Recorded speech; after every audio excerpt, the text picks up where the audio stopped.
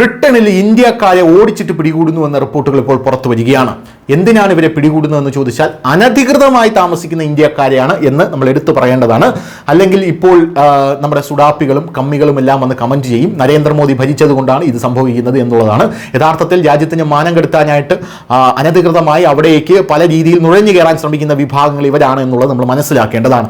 President Donald ട്രംപിന്റെ ഭരണകൂടം അമേരിക്കയിൽ നിയമവിരുദ്ധമായി താമസിക്കുന്ന ഇന്ത്യൻ കുടിയേറ്റക്കാരെ ഉപദ്രവിക്കുന്നത് തുടർച്ചയായി വർദ്ധിച്ചുകൊണ്ടിരിക്കുകയാണ്.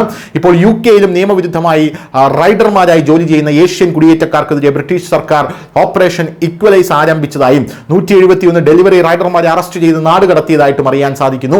അറസ്റ്റിലായവരിൽ ബംഗ്ലാദേശികളും ചൈനക്കാരും ഇന്ത്യക്കാരും ഉൾപ്പെടുന്നു. ഓപ്പറേഷൻ ഇക്വലൈസ് പ്രകാരം റൈഡറുകളെ തടയുകയും അവരുടെ രേഖകൾ പരിശോധിക്കുകയും ചെയ്യുന്നു.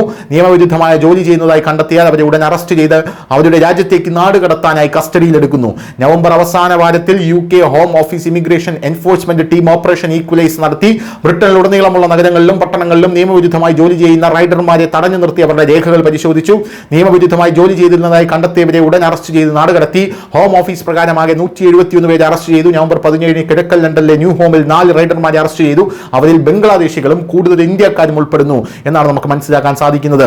അതുപോലെ നവംബർ 25 ഈസ്റ്റ് ലണ്ടനിലെ ന്യൂവിച്ച് സിറ്റി സെന്ററിൽ 3 ഇന്ത്യൻ റൈഡേഴ്സിനെ അറസ്റ്റ് ചെയ്തു.